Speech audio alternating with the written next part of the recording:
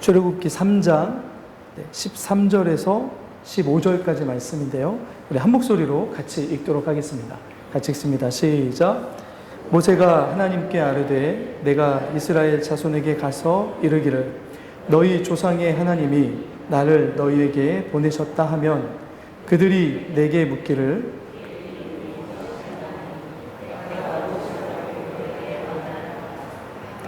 모세에게 이르시되 나는 스스로 있는 자이니라. 또 이르시되 너는 이스라엘 자손에게 이같이 이르기를 있는 자가 나를 너희에게 보내셨다 하라. 하나님이 또 모세에게 이르시되 너는 이스라엘 자손에게 이같이 이르기를 너희 조상의 하나님 여호와 곧 아브라함의 하나님 이삭의 하나님 야곱의 하나님께서 나를 너희에게 보내셨다 하라. 이는 나의 영원한 이름이요 대대로 기억할 나의 칭호니라. 아멘. 아멘. 하나님께서 모세에게 나타나시죠. 불타는 떨기나무에서 그 쉽게 타버릴 듯 말라 있었던 떨기나무가 마른 상태에서도 불타지 않는 그런 모습으로 하나님께서는 그런 모세를 하나님께서 불러주셔서 그를 의미 있게 그의 인생에 하나님의 위대한 일을 행하실 것이다라는 것을 계속 말씀하여 주십니다. 그런데 모세의 인생에는 40년에 흘러버린 시간이 있었습니다. 광야에서 양들 꽁무니 뒤따라 다니면서 목자로 살아갔던 그 어떻게 보면 왜 저희가 가끔씩 얘기하는 잃어버린 40년이 있는 거죠. 모세에게는 그게 있었습니다. 얼마나 마음속에 그게 한스럽고 그리고 사실은 하나님이 나타나셨기 때문에 모세가 기뻤을까요, 여러분? 여러분 어떠셨을 것 같습니까? 저는 삐졌을 것 같습니다. 왜 40년 전에 나타나 주시지? 왜 이전에 한 1년쯤 목동으로 살다가 나타나 주시지? 아니 1년은 저거하고 한 10년쯤 10년이라도 좀 빨리 나타나 주셨으면 제가 뭔가 할 수 있을 때 나타나 주셨으면 얼마나 좋으십니까? 뭐 이런 말 할 수 있지 않겠습니까? 그러니까 모세가 바라봤을 때는 이미 지나가 버린 40년, 자신의 인생의 40년은 이제 가능성이 모두 다 사라져버린 시간이었습니다. 자신이 뭔가 할 수 있다고 생각했던 모든 것들이 다 없어져 버린 시간이었습니다. 얼마나 사실은 서럽고 하나님 앞에서 어떻게 보면은 뭐라고 해야 될까요? 막 이렇게 한스럽게 이야기할 수 있는 그런 시간이 이런 시간이었던 거죠. 그러나 계속 말씀에서 보는 것처럼 모세에게는 그랬지만 하나님께는 그 시간이 아니었습니다. 모세에게 40년은 불가능한 시간이었지만 하나님께는 절대로 불가능한 시간이 아니었습니다. 그 40년 동안 아무 일도 일어나지 않았지만 하나님의 시간이 되자 그 40년이 흐른 그 시간부터 그동안에 이루지 못했던 놀라운 일들이 일어나기 시작한 거죠. 그것이 하나님의 함께 하심입니다. 그러니까 불타는 떨기나무 앞에서 모세에게 하나님이 뭐라고 말씀하셨냐면 자신을 이렇게 이야기합니다. 나는 아브라함의 하나님, 이삭의 하나님, 야곱의 하나님이다. 그렇죠? 그렇게 이야기하십니다. 그래서 이제 모세에게 첫 번째 이야기하고 싶었던 게 무엇이냐면 아브라함에게 함께 했던 것처럼 이삭에게 함께 했던 것처럼 야곱에게 함께 했던 것처럼 어떻게 해주시겠다고요? 모세 너에게도 내가 함께 할 것이다. 이 말씀을 해주고 싶으셨던 거거든요. 자, 그런데 모세는 사실은 이 말씀 때문에 더 혼란스러웠을 겁니다. 아까 말씀드렸던 것처럼 이 하나님에 대해서 모세는 어느 정도 알고 있었습니다. 그래서 이전에 뭐라고 생각했냐면 아브라함의 하나님, 이삭의 하나님, 야곱의 하나님이 자신을 동족 이스라엘의 구원자로 보내셔서 구원하게 하실 거라는 그런 믿음을 가지고 동족을 구원하려고 했던 모세였습니다. 근데 지금 인생이 40년이 그냥 훌쩍 흘러가가지고 아무것도 할 수 없는 인생이 돼버린 거죠. 그러니까 자신의 인생을 이렇게 인도하여 주실 거라고 생각했는데 현재 모세의 위치는 광야에서 자신이 가지고 있는 양떼도 없는 그런 싹군으로 살아가는 그런 비참한, 어떻게 보면 초라한 인생이었던 거죠. 자, 그런데 하나님이 지난 시간에 뭐라고 말씀하시냐면 제가 10절을 한번 볼까요? 하나님이 계속 이렇게 말씀하십니다. 자, 10절을 한번 제가 같이 읽어보겠습니다. 같이 읽겠습니다. 시작. 이제 내가 너를 바로에게 보내어 너에게 내 백성 이스라엘 자손을 애굽에서 인도하여 내게 하리라. 하나님이 계속 지금 모세에게 하시고 싶었던 말씀이 뭐냐면 네가 하는 거 아니야. 네가 하는 거 아니야 라는 말씀을 계속 하시거든요. 내가 너를 계속 이렇게 반복하십니다. 근데 이게 지금 모세의 귀에는 잘 들리지가 않는 거죠. 지난 시간에 봤던 것처럼 모세는 계속 자기 자신만 보입니다, 지금. 왜냐하면 40년 동안 하나님을 한 번도 경험한 적이 없습니다. 한번 생각해 보십시오, 여러분. 우리 어떤 그 동족 상잔의 비극 때문에 이산 가족들이 많이 있잖아요. 때로는 뭐 이렇게 피치 못해서 자녀나 뭐 이렇게 가족과 헤어졌다가 수십 년이 지나가지고 입양되었던 외국에서 살았던 어떤 가족이 찾아와서 가족과 만나는 것들을 볼 때가 있습니다. 20년, 15년, 20년만 흘러도 어색합니다. 40년이 지나가지고 나타나 주신 하나님이 모세가 사실은 별로 그렇게 반가운 하나님은 아니었던 거죠. 계속 그런데 하나님께서 모세의 이 마음을 좀 누그러뜨리시려고 계속 말씀하십니다. 너는 별로 달갑지 않을 수 있겠지만 내가 너를 통해서 네가 생각하지 못했던 그런 놀라운 일을 행하려고 해 라고 말씀하시는데, 자 11절 말씀을 한 번 더 볼까요? 11절입니다. 이게 모세의 반응이었습니다. 한 번만 더 읽겠습니다. 시작. 모세가 하나님께 아뢰되 내가 누구이기에. 네, 모세는 지금 마치 어린아이가 부모님께 떼 부리는 것처럼 사실은 떼 부리고 있는 겁니다. 투정 부리고 있는 거죠. 가끔씩 아이들에게도 그렇습니다. 뭐 시키면 아이들이 못하면 뭐 어떻게 합니까? 내가 이거 어떻게 하냐고 하면 막 이렇게 짜증낼 때가 저희 아이들에게는 있었습니다. 저희 아이들에게는 있었습니다. 가끔씩 막 투정 부리는. 모세가 지금 그거 하고 있는 거죠. 계속 하나님 앞에서 하나님이 내가 너를 통해서 역사할 거야 라고 계속 말씀하시는데 모세는 계속 전 안 되거든요. 하나님 저에게는 가능성이 없습니다 라고 계속 투정 부리듯이 말씀하고 있습니다. 모세가 뭐라고 이야기한다고요? 주님, 내가 도대체 뭐길래 하나님 그런 일을 하시겠다고 하십니까? 모세의 반응이었습니다. 어쩌면 솔직한 반응일 수도 있습니다. 저를 좀 보십시오, 하나님. 제가 뭐 바로 앞에 간다고요? 제가 애굽으로 간다고요? 이런 어떤 반문인 거죠. 그런데 가만히 보시면 만약에 한 1년 후에 모세가 이 말씀을 다시 들었다고 한번 생각해 보십시오. 내가 너를 보내고 내가 너와 함께 할 거다라고 하는 이 약속의 말씀이 얼마나 놀라운 말씀이었는지를 1년 후에 만약에 다시 생각했다면 너무나 절감할 수 있었을 겁니다. 그러니까 우리의 삶이 그런 때가 많이 있습니다. 어떤 하나님이 우리의 삶에 이루신 어떤 과정 중에 하나님이 우리에게 때때로 그 어떤 일들을 통해서 어떤 일을 이루실지에 대한 말씀을 주실 때가 있는데 그 말씀에 담겨놓은 하나님의 계획과 뜻을 모르면 그게 우리의 절감이 됩니까? 안 됩니까? 안 되죠. 하나님, 제 형편을 먼저 좀 보십시오. 하나님, 제가 지금 어떤 상황인지 좀 보십시오. 이 말씀은 내 삶에 지금 아무런 도움이 되지 않습니다. 하나님이 저를 통해서 뭔가 하시겠다고요? 내가 무엇인데요? 내 상황이 어떤데요? 라고 하면서 계속 모세는 지금 하나님 앞에 반문하고 있는 거죠. 안 됩니다, 주님이라고. 하나님, 불가능한 일입니다. 그러니까 이 말 속에는 뭐가 담겨져 있냐면 하나님, 하고 싶다는 이야기입니까? 안 하고 싶다는 이야기입니까? 안 하고 싶다는 거죠. 진작 나타나시지. 왜 이제야 나타나셨어요? 아무것도 할 수 없는 이때에 저에게 할 수 없는 것처럼 보이는 불가능한 일을 말씀하십니까? 우리도 이럴 때가 있습니다. 그러니까 말씀 안에 있는 하나님이 내 삶에 경험되기 전과 경험된 후는 너무나 달라집니다. 근데 우리는 대부분 무엇 때문에 불평하고 무엇 때문에 하나님 앞에 실망할 때가 있냐면 말씀에서 이야기하신 하나님이 우리의 삶에 경험되지 않을 때 그렇습니다.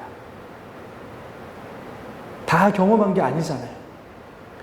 그래서 제가 이렇게 가끔씩 강조하는 말씀 중에 에베소서 2장에 보면 사도 바울이 교회 가장 많은 지식으로 충만했던 에베소 교회를 향하여 뭐라고 이야기하냐면 지식으로 충만하는 것도 하나님을 아는 지식으로 자라가라고도 말씀하시지만 그러나 뭘 알아가라고 말씀하시냐면 예수 그리스도의 사랑의 깊이와 넓이와 높이와 길이를 더 알아가라고 말합니다. 알아간다는 게 무엇입니까? 더 경험하라는 것, 더 누리라는 거죠. 에베소 교회 수준으로 도저히 다 헤아릴 수 없는 그런 어떤 하나님의 이런 사랑이 우리의 삶에 이미 주어졌다는 거죠. 그래서 하나님이 계속 모세에게 뭘 이야기하시냐면 내가 할 것이다 라는 말씀을 해주시는 거죠. 네가 하는 게 아니라 너는 할 수도 없을 뿐더러 너가 하면 너의 수준밖에 안 되지만 내가 하면 나의 수준으로 너에게 일할 수 있어 라고 말씀하시는 게 지금 계속 반복하시는 하나님의 말씀이었습니다. 그런데 여기서 모세는 확실하게 믿을 수 있는 증거를 원합니다. 자, 그래서 하나님이 뭐라고 말씀하시냐면, 자, 12절 말씀도 한번 볼까요? 자, 12절입니다. 같이 읽습니다. 시작. 하나님이 이르시되 반드시 너와 함께 있으리라. 내가 그 백성을 애굽에서 인도하여 낸 후에 너희가 이 산에서 하나님을 섬기리니 이것이 내가 너를 보낸 증거니라. 그러니까 모세가 지금 사실 원하는 거는, 그러면 보내실 거면 뭐 해달라고요? 확실한 증거 보여달라고요. 그런데 하나님이 되게 모호하게 말씀하십니다. 뭐라고 말씀하시냐면 이것이 내가 너를 보낸 증거다라고 하시는데 이것이 무엇인지가 정확하게 안 나타나 있습니다. 이 말씀 안에. 그런데 여기에 보면 우리가 이렇게 생각할 수 있습니다. 첫 번째 증거가 무엇이냐면 모세 앞에 불타고 있지만 타 없어지지 않는 떨기나무가 첫 번째 증거입니다. 뭐의 증거입니까? 하나님이 얼마나 놀라우신 능력으로 모세와 함께 할 수 있는지를 뭘 통해서 보는 거죠? 앞에 있는 타지 않는 떨기나무를 그렇게 인도하게 만드시는 하나님의 능력을 통해서 이게 첫 번째 증거가 됩니다. 자, 두 번째 증거가 뭐냐면 나중에 경험하게 되는 증거입니다. 지금 볼 수 있는 증거가 아니라 네가 나중에 너를 통해서 어떤 일이 일어나는지를 네가 보게 될 거야. 그런데 첫 번째 뭘 보게 된다고 말씀하십니까? 애굽에서 이스라엘 백성들을 반드시 어떻게 할 거라고요? 너를 통해서 인도하여 낼 거다라는 말씀을 해주십니다. 이게 나중에 나를 통해서 네가 경험하게 될 미래의 증거야. 그런데 내가 지금 너에게 줄게. 그럼 이게 무슨 이야기입니까? 먼 미래에 일어날 어떤 일을 지금 너에게 증거로 줄게라는 말은 하나님이 뭐 어떤 걸 하시는 겁니까? 내가 이 일을 너를 통해서 반드시 이룰 거야. 누가 증거라고요? 하나님이 증거시라고요. 내가 너 앞에서 나를 가지고 너에게 맹세할 수 있어. 예전에 이게 누가 하셨던 겁니까? 아브라함에게 하셨던 거죠. 나를 걸고 맹세하신 하나님. 언약이라는 게 그거잖아요. 하나님의 생명을 걸고 하신 하나님. 하나님의 생명을 걸고 하신 일들을 가져와서 하나님은 모세에게 말씀하십니다. 내가 너에게 약속한 이 일이 너에게 증거가 되는데 네가 이 증거를 믿음으로 받아들이고 나를 따라오게 되면 나의 부르심을 가지고 네가 순종하고 나아가게 되면 그때 어떤 일이 일어난다고요? 하나님이 약속하신 이 일들이 실제로 삶에서 이루어지는 뭐가 될 거라고요? 증거가 될 거라고요. 우리에게 믿음이 요구가 되는 이유가 바로 여기에 있습니다. 일어난 일들 때문에만 하나님을 믿는 것은 반쪽짜리 믿음입니다. 우리의 삶에 아직 이루어주시지 못한 하나님의 일들이 얼마나 많이 있으시겠습니까? 그 이루어주실 일들까지도 믿는 믿음으로 살아가는 거죠. 모세에게는 그것이었습니다. 지금 내 힘으로는 도저히 안 됩니다라고 했던 그 일을 네가 이루는 것을 보게 될 때 너는 내가 너와 함께하는 것이 무엇인지를 알게 될 거야. 그러면 그 다음부터 어떤 일을 해야 됩니까? 이스라엘 백성들을 이끌고 가나안 땅으로 나가야 되는 진짜 일을 해야 되는 거죠. 그리고 또 하나는 밑에서 두 번째 줄을 보시면 이스라엘 백성들을 어떻게 만들어 주시겠다고요? 너희가 이 산에서 하나님을 섬기게 될 것이다. 그런데 문제가 뭐냐면 이스라엘 백성들이 지금 어떤 상태입니까? 하나님께 찬양하고 하나님을 예배하는 상태가 아닙니다. 고통 속에서 부르짖고 그리고 하나님에 대해서 사실은 제대로 모르는 상태입니다. 그런데 그들을 모세가 이끌어내자 그들이 바뀌어서 어떻게 될 거라고요? 하나님을 예배하는 이들로 바뀌어지게 될 거라고요. 이 하나님을 예배한다는 건 누구에게 주셨던 약속이냐면 아브라함에게 주셨던 약속입니다. 내가 너를 모든 민족의 복의 근원이 되게 할 것이다. 근데 그 복이 무엇입니까? 하나님과 함께하며 하나님을 예배하는 민족으로 만들어주시겠다고 하시는 하나님의 약속이었습니다. 그것을 이루어지는 걸 볼 때에 내가 너에게 한 이 말이 너에게 증거가 된다는 것을 네가 알 거다 라고 주님이 그렇게 지금 모세에게 말씀하여 주시는 거죠. 자, 그러면서 오늘 이 말씀 안에 하나님의 이제 이름에 대해서 이렇게 나오는데요. 모세가 여전히 하나님 앞에 바로 받아들이지 못합니다. 그래서 오늘 말씀해 보시면 모세가 다시금 하나님께 말씀하시는데 오늘 말씀이죠. 자, 13절을 한번 볼까요? 자, 13절입니다. 같이 한번 읽겠습니다. 시작. 모세가 하나님께 아뢰되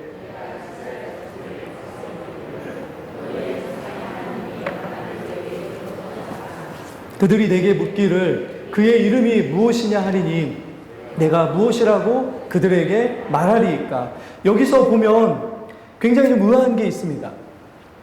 여러분, 오늘 말씀에 나오는 하나님께서 자신의 이름을 이제 모세와 이스라엘 백성들에게 알려주시거든요. 근데 그 이름이 무엇이냐면, 무엇입니까? 우리가 잘 아는 것처럼 스스로 있는 자. 근데 그분은 스스로 계신 분입니다 라고 하는 이 히브리 말을 줄여가지고 나중에 뭐라고 이야기하냐면 여호와라고 부릅니다. 그분은 스스로 계신 분. 그런데 이스라엘 백성들이 모세도 그렇고 뭘 물어볼 거라고요?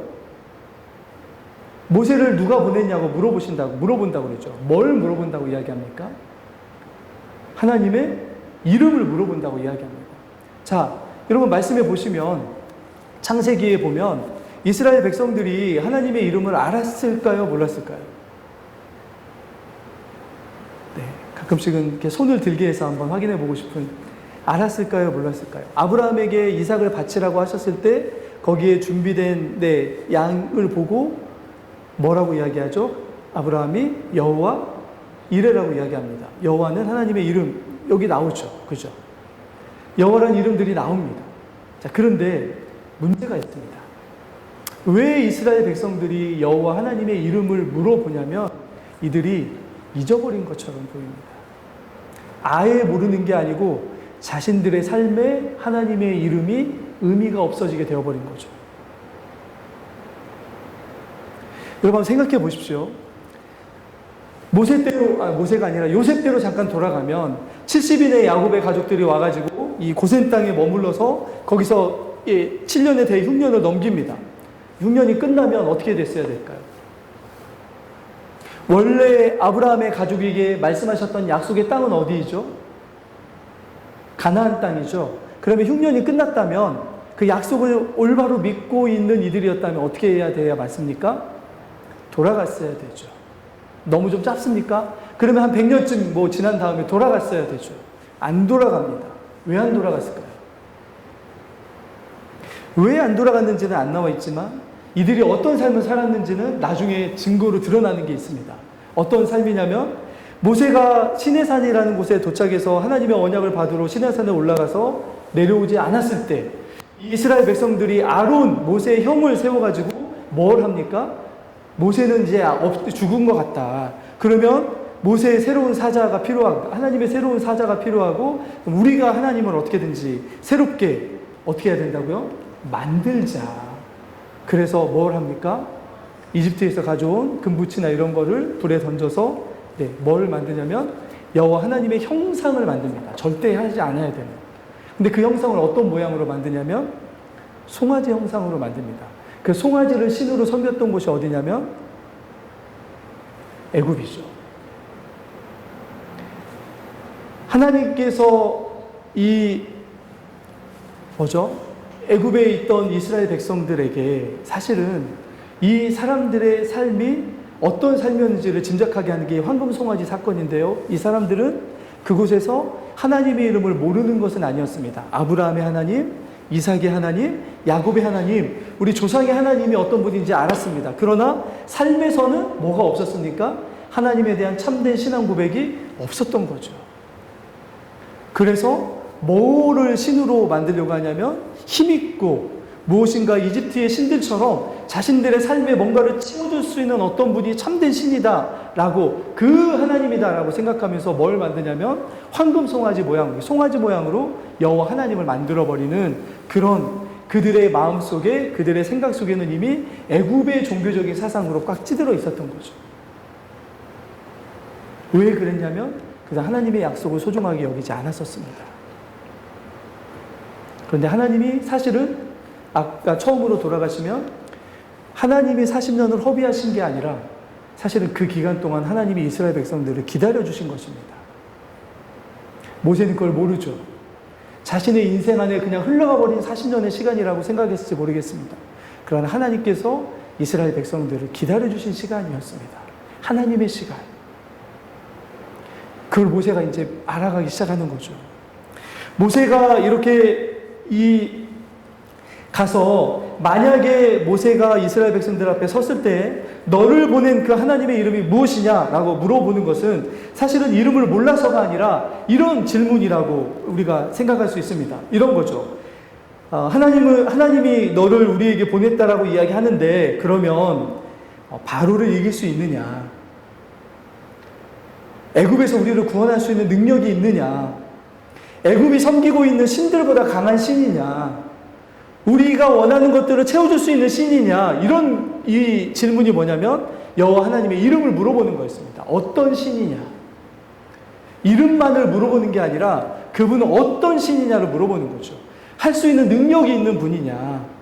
우리가 알고 있는 그 희미한 그림자처럼 들려오는 그 하나님, 그분이 진짜 우리에게 그럴 만한 능력이 있는 분이냐라고 질문하는 게 여호와 하나님의 이름을 물어볼 거다라고 하는 모세의 질문이었습니다. 이 질문은 모세의 질문이기도 합니다. 하나님 정말 이런 일을 할 수 있는 분이십니까? 하나님 정말 이런 일을 할 수 있는 능력이 있는 분이십니까? 하나님 모세도 이집트의 신들이 어떤 신들인지 너무나 잘 알고 있잖아요. 그 신들보다 하나님이 강하시다는 말씀이십니까? 이런 질문이 이 이스라엘 백성들이 하나님께 물어볼 그 질문 안에 담겨져 있는 하나님의 이름이 무엇입니까? 라는 질문 안에 담겨져 있는 의미였던 거죠. 자, 그런데 굉장히 의아한 게 뭐냐면, 자, 하나님의 대답입니다. 자, 14절을 읽겠습니다.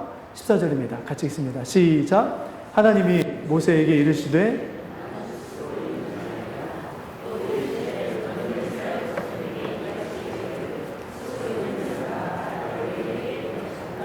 그럼 우리 같았으면 뭐라고 대답을 하겠습니까?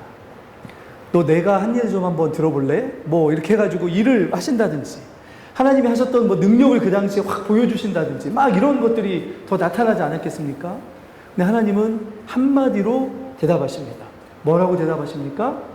나는 스스로 있는 자다. 성경에서 가장 해석하기 어려운 구절입니다. 왜냐하면 하나님이 자신을 말씀하셨기 때문입니다.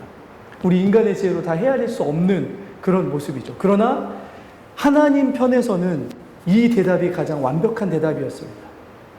하나님 편에서는 모세와 이스라엘에게 나는 스스로 있는 자다라고 하는 이 대답이 어떤 대답이었냐면, 그래, 너희는 내가 바로와 대적할 만한 능력이 있는지 의심하는데 나는 스스로 있는 자야 라고 하는 대답이 바로를 이길 수 있다라고 하는 대답이었습니다. 너희는 내가 애굽에 있는 그 군대를 이길 수 있을 거라고 의심하는데 나는 스스로 있는 자다라고 하는 하나님의 대답이 어떤 대답이었냐면 이집트에 있는 모든 군대보다 하나님이 크시다고 하는 대답이었습니다. 이집트에 있는 수많은 신들이 있었는데 그 신들도 사실은 창조하고 인간들을 만들었다고 하는 신화가 전해지는 신들이었습니다. 그런데 이집트에 있는 신들보다 하나님이 크신 분이십니까? 라고 하는 질문에 하나님의 대답은 뭐였겠습니까? 모세 앞에서 막 창조 때 했던 하나님의 일들을 막 쫙 영화처럼 보여주시면 금방 해결되죠. 그런데 그렇게 하지 않으십니다. 하나님은 어떻게 이 질문에 대답하시냐면 나는 스스로 있는 자야. 이게 하나님의 대답이었습니다. 먼저 여러분에게 말씀드리는 게 나중에 이 나는 스스로 있는 자다라고 하는 이 대답을 누가 하시냐면 이 땅에 말씀이신데 이 땅에 오신 하나님이셨던 예수님께서 대답하십니다. 예수님이 요한복음에 보면 하나님의 이 백성이라고 자부했던 이 사람들에게 뭐라고 얘기하십니까? 나는 뭐뭐이다라고 대답을 하십니다. 나는 뭐라고요? 빛이야. 나는 뭐죠? 네. 목자야. 나는 양의 문이야. 나는 길이고 진리이고 생명이야. 자, 그러면 여기에서 예수님께서 말씀하셨던 이 예수님이 어떤 분이신지를 이렇게 묶어가지고 오늘 나는 스스로 있는 자라고 하는 말씀으로 가져오면 오늘 이 하나님께서 왜 스스로 있는 자라고 하셨는지를 어느 정도 해결을 받을 수 있습니다. 왜냐하면 예수님이 이 땅에 오신 목적이 무엇입니까? 우리를 구원하시러 오신 거 이전에 하나님이 어떤 분이신지를 드러내시기 위해서 이 땅에 오신 분이 예수님이십니다. 그래서 빛이신 그분, 길이신 그분, 진리이신 그분, 생명이신 그분, 목자이신 그분, 양의 문이신 그분, 포도나무이신 그분을 우리에게 보여주고 싶으셨던 거죠. 하나님께서 오늘 모세에게 말씀하시는 게 그거였습니다. 스스로 있는 자라고 말씀하시는 하나님, 그분 안에서 누릴 수 있는 것이 무엇인지를 이제 경험하게 해주실 텐데, 일단 세 가지는 해결시켜 주시겠다고 말씀하십니다.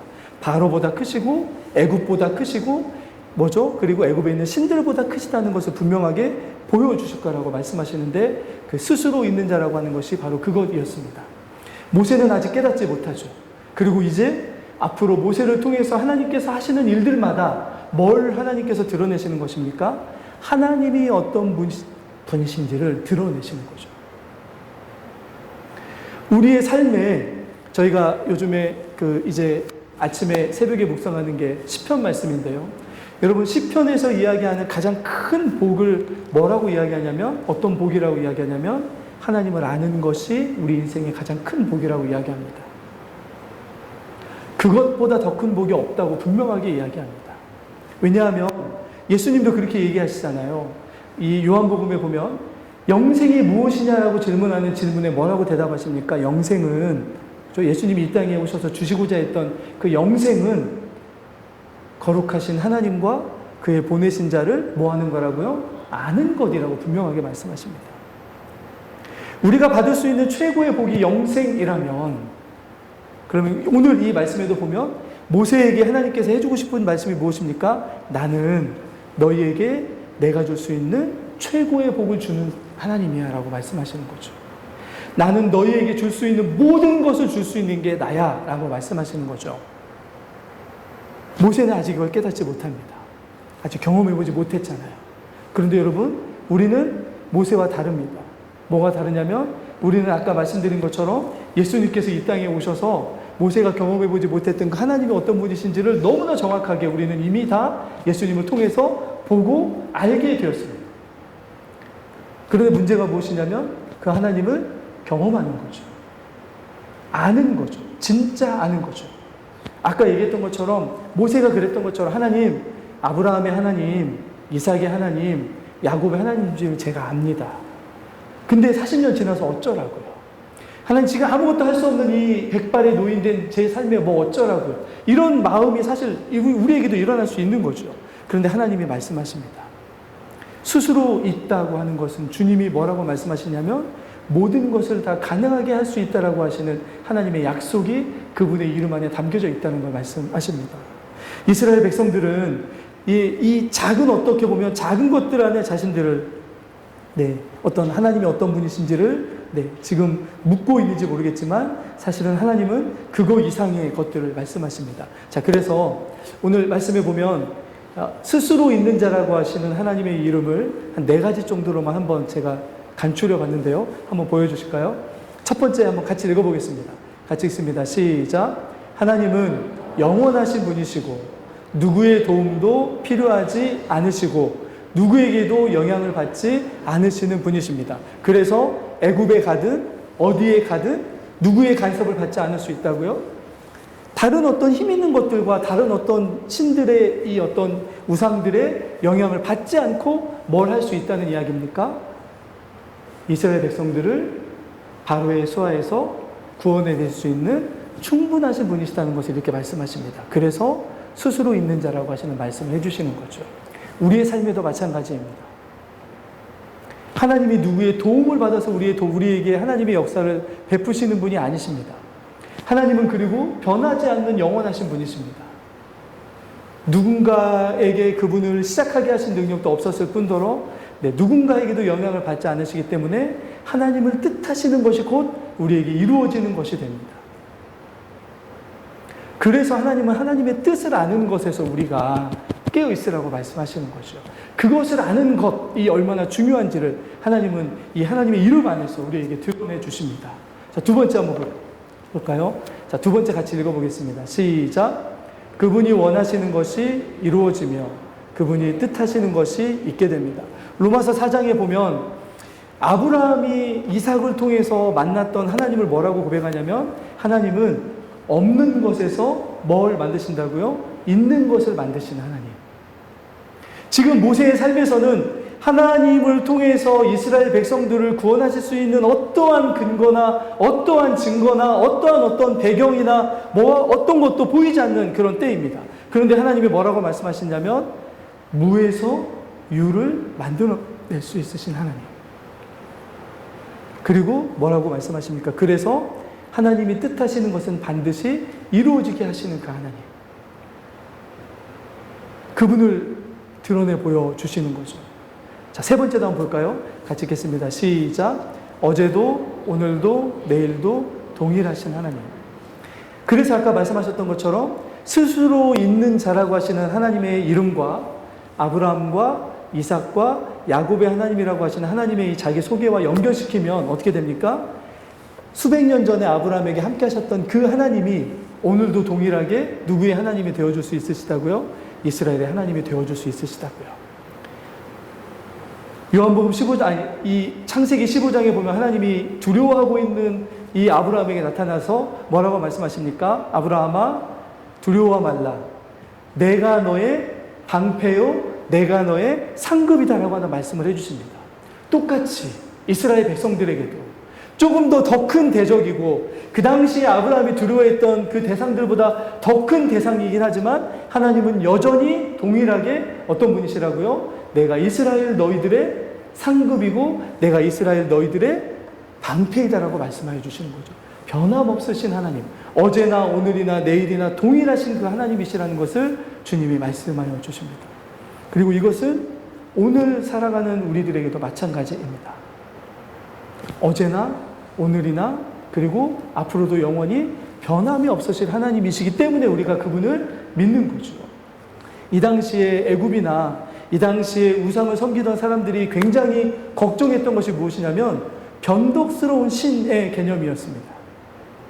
가나안에서 있던 사람들이 섬겼던 이 바알이라는 신도 굉장히 변덕스러운 신이었습니다.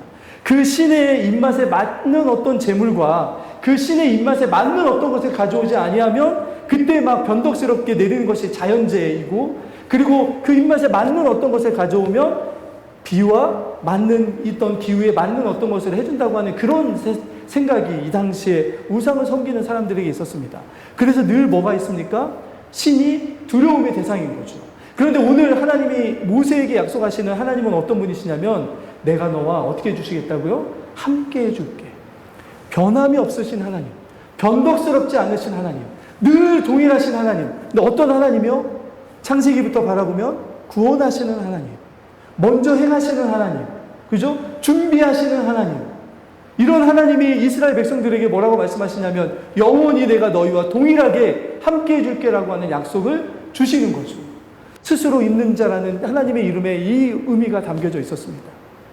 그리고 이제 이스라엘 백성들은 이것을 경험하며 나아가게 되는 거죠. 하나만 더 보고 말씀을 마치겠습니다. 네 번째가 보면, 자, 같이 한번 볼까요? 같이 읽겠습니다. 시작. 그분 스스로가 약속이 될 수 있으시고 그분 스스로가 언약의 담보가 될 수 있는 그런 분이십니다. 아브라함과 언약을 맺으실 때 쪼개놓은 동물 사이에 뭐가 지나간다고 말씀 나눴었죠?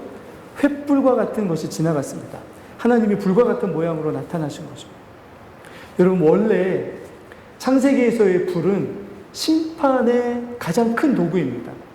인간들이 범죄했을 때 하나님이 에덴 동산에 들어오던 입구였던 사람들이 나갔던 동쪽을 향하여 하나님이 어떻게 하십니까? 천사들, 그룹들에게 불로 된 화염검, 불칼을 들게 하셔서 뭐하게 만들었습니까? 하나님과 인간들 사이를 가로막아서 구별되게, 죄인들을 다가오지 못하게 만드시는, 그리고 만약에 다가오면 그 불에 살라지게 만드시는 게 하나님의 심판의 어떤 모양이었습니다. 그런데 오늘 말씀을 보시면 심판의 도구였던 불이 모세 앞에 어떻게 하고 있죠? 타고 있습니다. 근데 모세가 심판받습니까? 아닙니다. 그 안에서 말씀하시는 하나님을 만나고요. 그 안에서 하나님이 어떤 분이신지를 드러내 주시는 하나님을 만나고 구원을 약속하시는 하나님, 사용하시고 소명을 주시고 능력을 주시겠다고 약속하시는 그 하나님, 다시 말하면 사랑의 하나님을 어디에서 만납니까? 심판받아야 될 그 자리에서 만나는 거죠. 나중에 이 불이 우리가 어디에서 나타나냐면 십자가에서 나타납니다. 심판받아야 될 그 자리가 뭘로 변하게 된다고요? 사랑과 구원과 하나님이 어떤 분이신지를 나타내게 하신 하나님. 하나님 그런 분이신지를 미리 말씀하여 주시는 거죠. 어쩌면 이 모세가 하나님이 어떤 분이신지를 알아가는 것이 얼마나 위대한 것인지를 나중에, 그래서 여러분 이것만 하고 말씀을 마치겠습니다. 나중에 모세가 하나님께 기도하는 게 하나 있었습니다. 뭘 기도하냐면, 모세를 통해서 하나님이 놀라운 일들을 막 행하시거든요. 홍해바다도 가르고, 그리고 막 반석에서 물도 나고요. 그리고 난 뭘 던지니까 뭐 쓴물이 단물로 변하고 만나가 내려오고, 아무튼 너무나 많은 이적들이 일어났습니다. 그런데 나중에 모세가 하나님께 뭐라고 기도하냐면, 하나님을 좀 제가 보게 해 주십시오. 그게 모세의 기도였습니다. 하나님 제게 더 큰 능력을 주십시오. 하나님 제가 이스라엘 백성들을 더 빨리 가게 해 주십시오.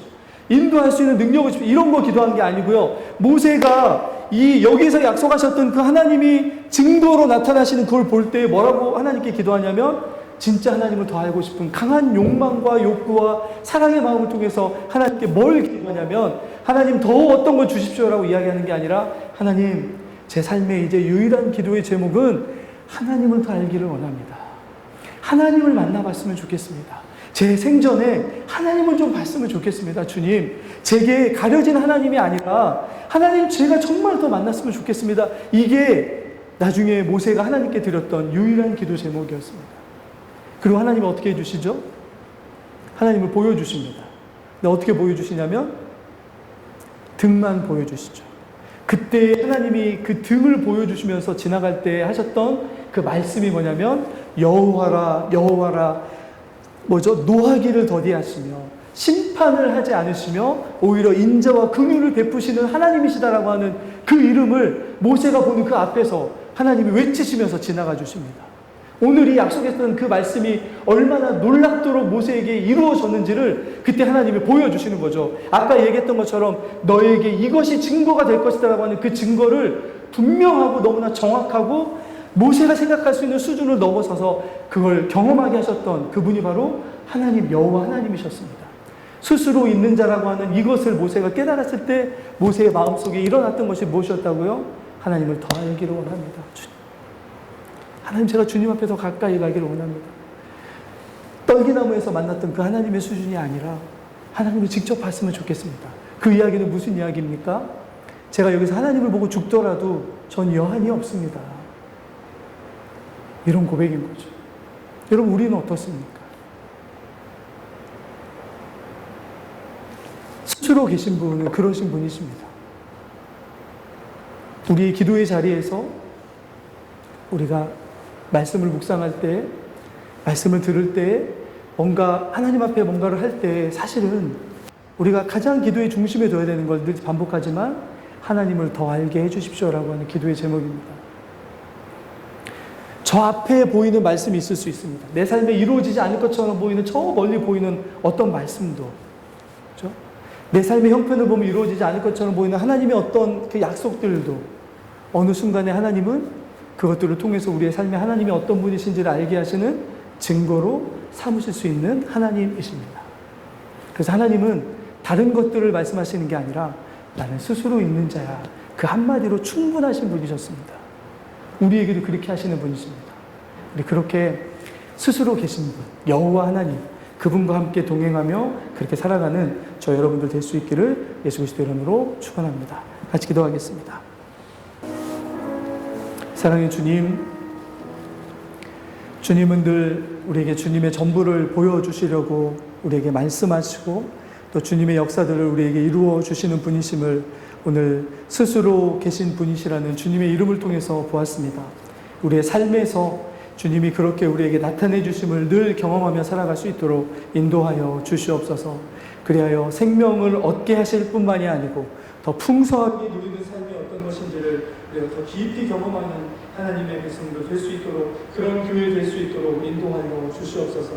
특별히 나눌 수 있는 교회 되기를 간절히 소망합니다.